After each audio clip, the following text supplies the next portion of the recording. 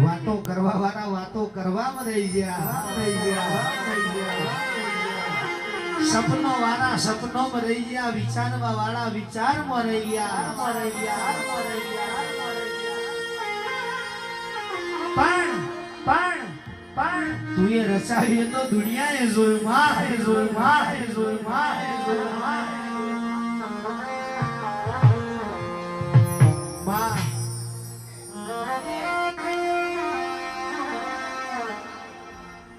ધકો દુઃખ હોય ધકો સુખ હોય પણ